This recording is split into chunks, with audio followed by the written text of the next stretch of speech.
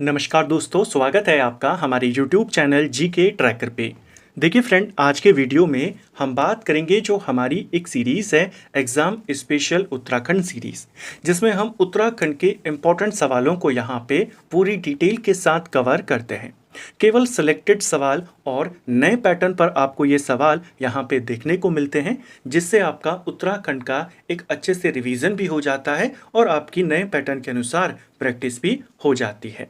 ये हमारी इस सीरीज़ की 12वीं क्लास है। अगर आपने इससे पहले की क्लासेस को नहीं देखा है तो प्लेलिस्ट के माध्यम से आप उन क्लासेस को देख सकते हैं। तो चलिए दोस्तों, आज की वीडियो शुरू करते हैं। आज का हमारा पहला सवाल है, किस फारसी इतिहास ग्रंथ के अनुसार 1380 में दिल्ली सुल्तान फिरोज शाह तुगलक के डर से कटेहर के विद्रोही सरदार खड़गू ने कुमाऊं में शरण ली थी? तो देखिए, ये एक प्रीवियस ईयर का सवाल है। हो सकता है इससे रिलेटेड तथ्य आपसे दोबारा से एग्जाम में नए पैटर्न के अनुसार पूछ लिए जाएं, कथन वाला क्वेश्चन बना दिया जाए या मिलान वाला बना दिया जाए। तो इस पूरे कॉन्सेप्ट को ही यहीं पे समझ लेते हैं कि यहाँ पर हुआ क्या और यहाँ से क्या क्या सवाल बन सकते हैं। देखिए, जो कटेहर का पूरा इलाका था, रोहिलखंड का जो पूरा इलाका था, यानी जो बरेली के आसपास का इलाका है, यहाँ के जो राजा थे उस समय एक प्रसिद्ध जमींदार या एक यहाँ के एक इंपॉर्टेंट राजा जो थे, हिंदू राजा खड़क सिंह इनका नाम था। ठीक है, दिल्ली सल्तनत के अधीन आते थे। दिल्ली में उस समय फिरोज शाह तुगलक का शासन काल था। तो ये जो यहाँ के राजा होते थे, रोहिलखंड के या कटेहर के जो ये राजा होते थे, ये दिल्ली के सुल्तान को टैक्स देते थे। जो राजा खड़क सिंह थे ये टैक्स देना बंद कर देते हैं। ऊपर से जो फिरोज शाह तुगलक का यहाँ पर बदायूं का गवर्नर था, जिसका नाम था सैयद मोहम्मद, उसकी हत्या भी ये लोग कर देते हैं। तो फिरोज शाह तुगलक एक बड़ी सेना यहाँ पर लेकर आता है और बहुत तगड़ा मारकाट यहाँ पर मचाता है। तो जो राजा खड़क सिंह थे वो अपनी जान बचाने के लिए उत्तराखंड के पहाड़ी इलाकों में चले जाते हैं। इस घटना का उल्लेख कि राजा खड़क सिंह पहाड़ी इलाके में गए, कुमाऊं में गए थे, ये हमें मिलता है तारीख ए मुबारक शाही में। तारीख ए मुबारक शाही जो है, इसकी रचना जो यहया बिन अहमद सरहिंदी है, इसके द्वारा करी गई थी। यह जो रचना है मुबारक शाह के ऊपर आधारित है। मुबारक शाह सैयद वंश का एक राजा था, मुबारक शाह, उसके ऊपर ये पूरी पुस्तक है और उस काल की जानकारी भी इसमें मिलती है। तुगलक काल से लेकर, खासकर फिरोज शाह तुगलक से लेकर जो मुबारक शाह था सैयद वंश का, उस काल तक की। ठीक है, तो इसी पुस्तक में ये उल्लेख आता है कि जो राजा खड़क सिंह था, जिसे खड़गू कहा गया है, यह दिल्ली के सुल्तान फिरोज शाह तुगलक से बचने के लिए महताओं के देश गया था। महताओं का देश कुमाऊं लिखा गया है वहां पर। तो पूछा जाएगा कुमाऊं को महताओं का देश किस ग्रंथ में कहा गया है, तो आप कहेंगे तारीख ए मुबारक शाही। ये किसकी रचना है, किस पर आधारित है, घटना क्या थी, वो सब हमने यहाँ पे जाना। इस पुस्तक में लिखा हुआ है कि महताओं के देश कुमाऊं में जाकर शरण लेता है खड़क सिंह। फिरोज शाह तुगलक के हाथ में कभी भी नहीं आता। बाद में तुगलक वंश का अंत हो जाता है, सैयद वंश गद्दी पर आता है। सैयद वंश के काल में भी जो यहाँ पे राजा बनते हैं दोबारा से, कटेहर के राजा, उनका नाम था हरि सिंह। वो भी टैक्स देना बंद कर देते हैं और अंत में जो मुबारक शाह था वो इनको जीत लेता है। तो ये पूरा घटनाक्रम था। ठीक है, तो अब आपका यहाँ से क्वेश्चन कभी भी गलत नहीं होगा। ये जो घटना थी फिरोज शाह तुगलक की है, 1380 के आसपास की है। कौन आया था? राजा खड़क सिंह आए थे। ठीक है, और किससे डर के आए थे? फिरोज शाह तुगलक। किसमें इसका उल्लेख है? तारीख ए मुबारक शाही। इसमें क्या कहा गया है कि ये राजा महताओं के देश कुमाऊं में जाकर शरण लेता है। ठीक है, तो महताओं का देश किसे कहा गया है? ये कहा गया है कुमाऊं के लिए। ठीक है, कार्तिकेयपुर राजवंश एवं संबंधित ऐतिहासिक तथ्यों का सही मिलान करें। तो कार्तिकेयपुर राजवंश को लेकर के और उनसे रिलेटेड कुछ तथ्य यहाँ पे दिए हैं। चलिए इनका मिलान करते हैं। जो बसंत देव है, ये क्या था? बसंत देव कार्तिकेयपुर के पहले परिवार का संस्थापक था, यानी कार्तिकेयपुर वंश का संस्थापक। और आप जानते हैं यहाँ पे 3 परिवारों ने शासन किया था, तो पहले परिवार का भी संस्थापक कौन था? बसंत देव। पहले का पहला होगा। सुभिक्षराज कौन है? तृतीय परिवार का आखिरी शासक। जो तीसरा परिवार था, जो सलुण आदित्य परिवार था, उस परिवार का आखिरी शासक था सुभिक्षराज। दूसरे का 2। पांडुकेश्वर ताम्रपत्र की अगर हम बात करें, पांडुकेश्वर ताम्रपत्र में केवल कार्तिकेयपुर शब्द का उल्लेख हमें मिलता है। देखिए, कार्तिकेयपुर वंश के अध्ययन का या इसकी जानकारी का एक बहुत ही इंपॉर्टेंट सोर्स है पांडुकेश्वर ताम्रपत्र, और इसमें हमें केवल कार्तिकेयपुर शब्द का उल्लेख मिलता है। एक और ताम्रपत्र मिला है तालेश्वर से, जो मुख्य रूप से पौरव राजवंश की जानकारी देता है। लेकिन तालेश्वर ताम्रपत्र में आपको कार्तिकेयपुर और ब्रह्मपुर दोनों शब्दों का उल्लेख मिलेगा। चौथे का हो जाएगा 4, तीसरे का 3। 1, 2, 3, 4 हमारा सही आंसर है जो यहाँ पर है। ठीक है। प्रसिद्ध विद्वान जॉर्ज गियर्सन के अनुसार गढ़वाल और कुमाऊं के आदि निवासी कौन थे? तो देखिए, उत्तराखंड के आदि निवासी कौन है, इसको लेकर विद्वानों में मतभेद है। जो डॉक्टर शिव प्रसाद डबराल हैं, उत्तराखंड के एनसाइक्लोपीडिया कहे जाते हैं, वे मानते हैं कि उत्तराखंड की सबसे प्राचीन जनजाति कौन है? कोल जनजाति है। लेकिन जो जॉर्ज गियर्सन है, ये कहता है कि यहाँ की सबसे प्राचीन जो निवासी हैं, आदि निवासी हैं यहाँ के, वो किरात जाति है। ऑप्शन बी हमारा सही आंसर होगा। कई सारे इतिहासकारों ने कई सारी जो इतिहास की पुस्तकें हैं या पुरातत्व के साक्ष्य हैं, जैसे मेगास्थनीज की पुस्तक है, मेगास्थनीज ने भी इस इलाके में किरातों के होने का उल्लेख किया है। मेगास्थनीज कब आया था? ईसा से 400 या 300 साल पहले, चंद्रगुप्त मौर्य के काल में। तो 300 ईसा पूर्व यानी 300 ईसी पूर्व में बीसी के अंदर यहाँ पर कौन से, यहाँ पे किरात जाति यहाँ पर निवास करती थी मौर्य काल में। तो इसका उल्लेख मेगास्थनीज भी करता है, कई सारे जो दूसरे इतिहासकार हैं वो भी करते हैं, और इसीलिए गियर्सन यहाँ की सबसे आदि निवासी किसे मानता है? किरातों को मानता है। ठीक है। भगवान राम के वनवास के समय उनके कुलगुरु वशिष्ठ ने अपनी पत्नी अरुंधति के साथ किस किरात भूमि में निवास किया था? रामायण में भी किरात भूमि का उल्लेख मिलता है। वहां पर यह बताया गया है कि जब भगवान श्री राम वनवास पे गए थे तो उनके जो कुल गुरु थे, गुरु वशिष्ठ, वो इस इलाके में किरात भूमि में आए थे, और यहाँ की हिमदाव पट्टी, जिसे हिंदाव पट्टी भी कहते हैं, ठीक है, हिमदाव भी लिखा गया है, हिंदाव भी लिखते हैं, टिहरी गढ़वाल में ये पड़ता है, यहाँ पर आके वे रुके थे, यहाँ पे आके वे निवास करते थे। यहीं पर वशिष्ठ आश्रम भी है, वशिष्ठ गुफा भी है। ये क्वेश्चन आया था कि वशिष्ठ गुफा, वशिष्ठ आश्रम कहाँ है? तो टिहरी गढ़वाल में है, हिंदाव पट्टी। तो ये उल्लेख रामायण में भी मिलता है कि यहाँ पर किरात भूमि में आए थे गुरु वशिष्ठ। ठीक है। महाभारत के वन पर्व और केदार खंड के अनुसार श्रीनगर के निकट किस स्थान पर किरात रूपी शिव और अर्जुन के मध्य में युद्ध हुआ था? इस इलाके का उल्लेख कि यहाँ पे किरात निवास करते थे महाभारत में भी मिलता है। महाभारत में बताया गया है कि किरातों के जो नेता थे, किरातों के जो देवता थे प्रमुख, वो भगवान शिव थे, और भगवान शिव के किरात रूप में अर्जुन के साथ उनका एक युद्ध होता है जो यहीं पर श्रीनगर के नजदीक बिल्लव केदार में हुआ था। ऑप्शन बी सही आंसर होगा। श्रीनगर के नजदीक है, अलकनंदा के तट पर है, शिवप्रयाग के नाम से भी इसे जाना जाता है। ठीक है। यानी इन साक्ष्यों से यह पता चलता है कि महाभारत काल में, रामायण काल में ये जो पूरा इलाका था किरात भूमि या किरातों के देश के रूप में फेमस था। ठीक है। किरातों के जो नेता थे, किरातों के जो सर्वोच्च देवता थे, वो कौन है? भगवान शिव हैं। ठीक है। किरातों का युद्ध हुआ था अर्जुन के साथ, उसका उल्लेख मिलता है महाभारत में। भगवान शिव भी थे, किरात भी थे, और कहाँ पर यह युद्ध हुआ? बिल्लव केदार में हुआ था। ठीक है। डॉक्टर शिव प्रसाद डबराल के अनुसार हिमालयी क्षेत्र में जातियों के आगमन का सही ऐतिहासिक क्रम क्या है? तो देखिए, डॉक्टर शिव प्रसाद डबराल का नाम अगर लेकर पूछेगा, गियर्सन का नाम अगर नहीं पूछेगा, तो उनके अनुसार हिमालयी क्षेत्र में यानी उत्तराखंड में जो अलग अलग जातियां आई हैं, उसमें सबसे पहले कौन सी जाति आई? कोल जाति आई। कोल के बाद यहाँ पे किरातों का आगमन हुआ, और किरातों के बाद खस जाति का आगमन हुआ। तो कोल, किरात, खस, ये सही क्रम है। ऑप्शन बी हमारा सही आंसर होगा। जो कोल जाति है इनको मुंड या शबर इन नाम से भी जाना जाता है, और शिव प्रसाद डबराल के अनुसार यह इस इलाके की, हिमालय की, उत्तराखंड की प्राचीनतम जाति है। इनके बाद किरातों का आगमन हुआ, किरातों के बाद खस जातियां यहां पर आकर बसी। ठीक है। कोल या मुंड जाति की उत्पत्ति किन दो मूल प्रजातियों के सम्मिश्रण से हुई? अब उत्तराखंड के एनसाइक्लोपीडिया जिन्हें कहा जाता है डॉक्टर शिव प्रसाद डबराल, वे कोल या मुंड जाति को यहाँ की सबसे प्राचीनतम जाति मानते हैं। तो इनको लेकर ये सवाल बन सकता है कि ये जो जाति थी किन दो मूल प्रजातियों के मिश्रण से बनी थी?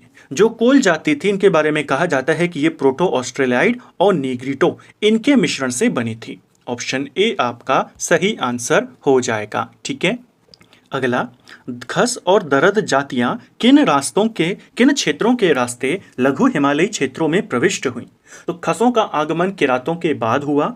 खस और ये जो दरद जातियाँ थी किस इलाके से या किस रास्ते से ये भारत में आई या उत्तराखंड में आई, तो ईरान और अफगानिस्तान से दर्दिस्तान और कश्मीर के रास्ते होते हुए ये हिमालय की इन श्रृंखलाओं में आए थे। ठीक है, उस समय जब ये यहाँ पे आए तो किरातों का यहाँ पे शासन था, किरातों का यहाँ पे ज़्यादा अधिकार था। किरातों के साथ फिर इनकी प्रतिद्वंद्विता चलती है, किरातों को ये हरा देते हैं और इस इलाके में खसों का अधिकार हो जाता है। ठीक है, लद्दाख, लाहौल, किन्नौर तथा मध्य तिब्बत में मिस्रवासियों की भांति मृतकों के साथ उनकी प्रिय वस्तु रखने की समाधियां किस जाति की मानी गई हैं? तो देखिए, लद्दाख, लाहौर, किन्नौर, मध्य तिब्बत में हमें ऐसी समाधियां मिली हैं जहां पे लोगों के मृत्यु के बाद उनके साथ उनकी प्रिय वस्तुओं को भी दफनाया गया। ये प्रथा हमें प्रॉपर मिस्र में देखने को मिलती है। उत्तराखंड में भी एक जाति में ये प्रचलित था। कौन सी जाति में? शक जाति में ये प्रचलित था।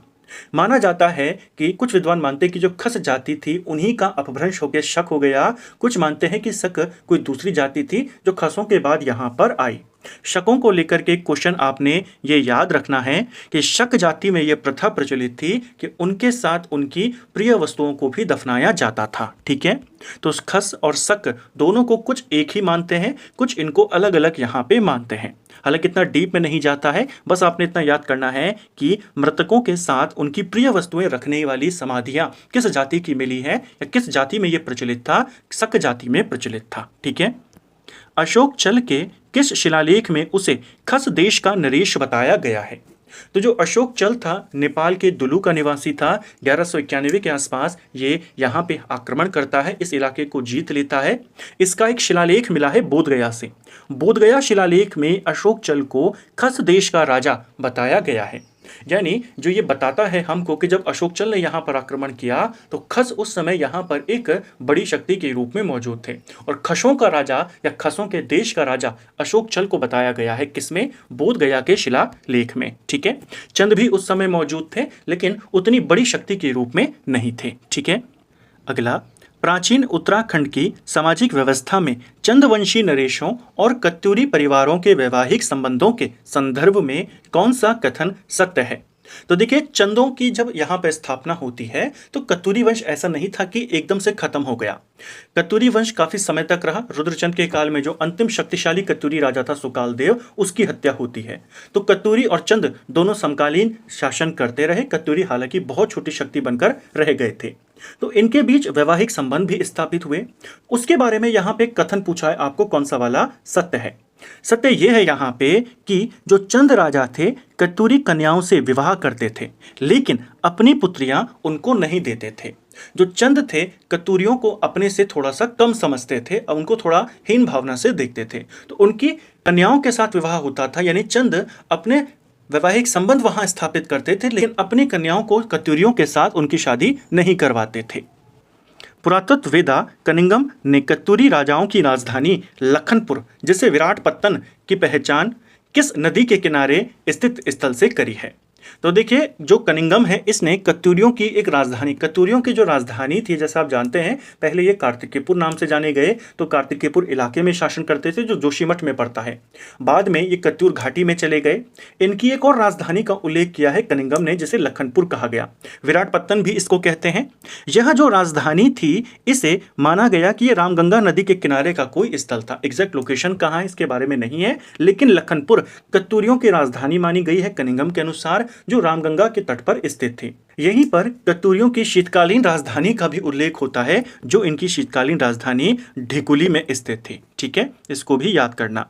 कत्यूरी नरेशों की शीतकालीन राजधानी कहाँ स्थित थी? तो ये इनकी राजधानी ढिकुली के निकट थी या ढिकुली। ठीक है, लोक गाथाओं के संदर्भ में इतिहासकार E.T. एटकिंसन ने आसन और वासन का क्या अनुमान लगाया था? लोक गाथाओं में आसन और वासन शब्द का उल्लेख मिलता है।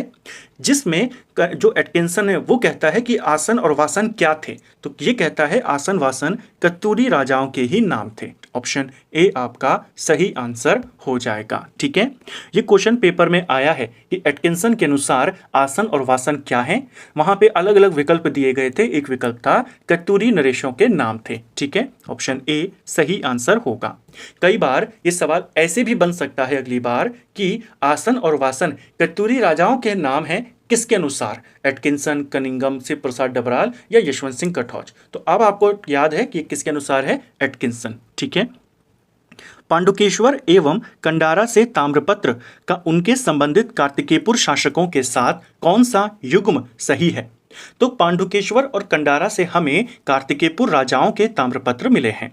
वो ताम्रपत्र किस किस के हैं, ये सवाल बन सकता है। चलिए देखते हैं।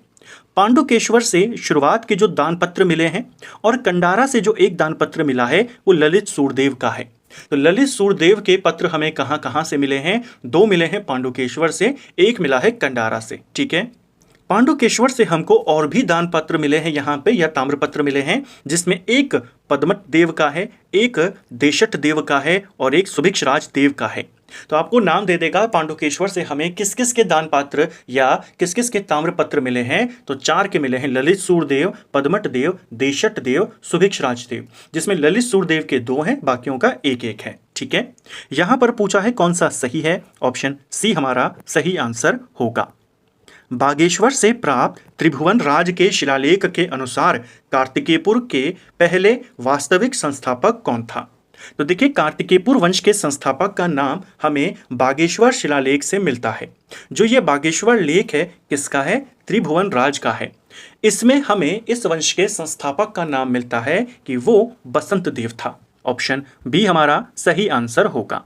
देखिए, माना गया कुछ जगहों पर कि कार्तिकेयपुर वंश का जो संस्थापक है वो वासुदेव था, लेकिन स्पष्ट नहीं हो पाया कि क्या सच में वासुदेव कोई यहाँ पे संस्थापक था या कोई ये काल्पनिक पात्र है। बाद में एक शिलालेख यहाँ पर मिला, बागेश्वर शिलालेख इसको कहते हैं, त्रिभुवन राज का है, और इसमें से ये स्पष्ट हुआ कि इस वंश का जो संस्थापक था वो कौन था, वो बसंत देव था। एटकिंसन मानता था कि वासुदेव यहाँ का संस्थापक था कार्तिकेयपुर वंश का, लेकिन बागेश्वर से जो त्रिभुवन राज का शिलालेख मिला उससे यह क्लियर हुआ कि बसंत देव इस वंश का संस्थापक था। इसको याद रखना है। ठीक है, कार्तिकेयपुर नरेशों के प्राप्त सभी अभिलेखों की लिपि कौन सी है। तो कार्तिकेयपुर नरेशों के हमको कई सारे अभिलेख मिले हैं जिनकी लिपि है कुटिला लिपि। कुटिला लिपि में इनके अभिलेख लिखे गए हैं। ऑप्शन बी हमारा सही आंसर होगा। कार्तिकेयपुर अभिलेखों के अनुसार शासन करने वाले तीन राज परिवारों के संस्थापक क्रमशः कौन से हैं। तो देखिए, कार्तिकेयपुर वंश में तीन परिवारों ने शासन किया। शुरुआत में प्रमुख तीन परिवार थे, एक बसंत देव का परिवार, एक निम्बर देव का और एक सलोणा आदित्य का। तो यहाँ पर तीन परिवारों के संस्थापक पूछे हैं। पहले परिवार का संस्थापक बसंत देव, दूसरे परिवार का निम्बर देव। ये तीनों एक ही राजवंश के थे लेकिन अलग अलग परिवारों से थे। ठीक है, तीनों के संस्थापक कौन कौन हैं, यहाँ पर बसंत देव पहले परिवार का, फिर निम्बर देव और फिर आखिर में सलोणा आदित्य। ठीक है, कत्तूरी वंश के सर्वाधिक प्रतापी शासक ललित सूरदेव के शासनकाल के किस वर्ष के ताम्रपत्र प्राप्त हुए हैं जिससे उनका राज्यकाल 832 ईस्वी से 854 ईस्वी सिद्ध होता है। तो देखिए, हमको ललित सूरदेव के ताम्रपत्र मिले हैं। ये ताम्रपत्र उनके शासनकाल के किस वर्ष के हैं। अभी तक तो ये पूछा गया था सबसे ज्यादा ताम्रपत्र किसके मिले हैं, ललित सूरदेव। क्योंकि सबसे ज्यादा इनके मिले हैं तो ये माना गया कि इस वंश के सबसे प्रतापी राजा भी ललित सूरदेव थे।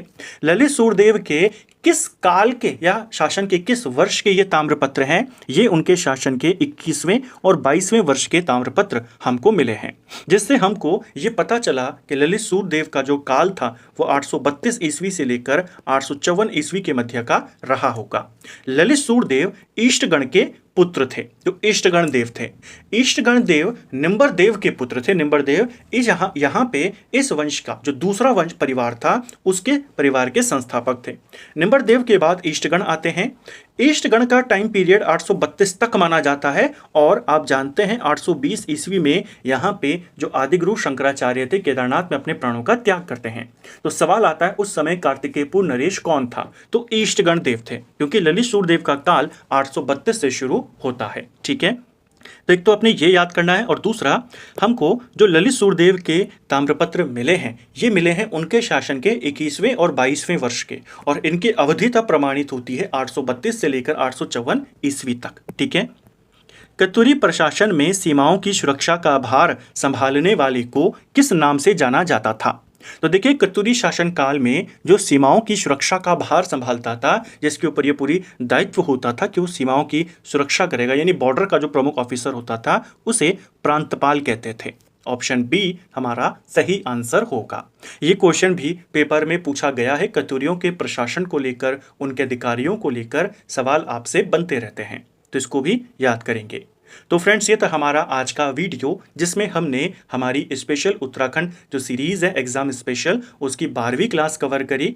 उत्तराखंड की हिस्ट्री को हम यहाँ पे अभी डीप में कवर कर रहे हैं, जिसमें आपको अजय सिंह रावत जी की पुस्तक के सवाल मिलेंगे। इसके अलावा उत्तराखंड मुक्त विश्वविद्यालय की जो पुस्तक है, वहाँ की भी आपको सवाल देखने को मिले। उम्मीद करता हूँ आपको आज का वीडियो पसंद आया होगा। अगर आपको ये वीडियो पसंद आई है, अगर आपको ये वीडियो अच्छी लगी है, तो वीडियो को लाइक करें। चैनल पर नए हैं तो चैनल को सब्सक्राइब ज़रूर करें। अपने दोस्तों के साथ वीडियो को शेयर ज़रूर करें। आपके 20 में से कितने क्वेश्चन सही रहे, क्वेश्चंस का लेवल आपको कैसा लगा, क्वेश्चन का पैटर्न आपको कैसा लगा, कोई नई चीज़ या कोई नए फैक्ट्स आपको अगर यहाँ पे जानने को मिले, या आपका अच्छे से रिवीजन हुआ है, तो वो सब चीज़ें हमें कमेंट बॉक्स में ज़रूर बताएं। आपके अगर कोई सुधार के लिए सुझाव हैं, वो भी आप हमें कमेंट में बता सकते हैं कि हम इस सीरीज़ को और बेहतर कैसे बनाएं, ताकि आपके एग्जाम के लिए ये एक ऐसी सीरीज़ बने जिसमें आपका उत्तराखंड बहुत अच्छे से रिवाइज हो। क्योंकि हमारा इसमें टारगेट ये है कि हम इसमें जो जो इंपॉर्टेंट बुक्स हैं, अभी हम केवल 2 बुक्स को ले रहे हैं। एक उत्तराखंड ओपन विश्वविद्यालय की जो पुस्तक है, इसके अलावा अजय सिंह रावत जी की जो पुस्तक है। इसके अलावा इसमें आपको बहुत जल्द बाकी की जो पुस्तकें हैं, जैसे कुमाऊं का इतिहास हो गया, जैसे उत्तराखंड का नवीन इतिहास है यशवंत सिंह कठौर जी की, और भी जो किताबें हैं, उन सब के सिलेक्टेड क्वेश्चंस को यहाँ पे कवर करेंगे नए पैटर्न के अनुसार, इसी तरीके से जैसे हम अभी तक करते आए हैं। तो वो भी आप हमें कमेंट में बता सकते हैं कि अगर आपका कोई इसको लेके सुझाव है। Thank you friends.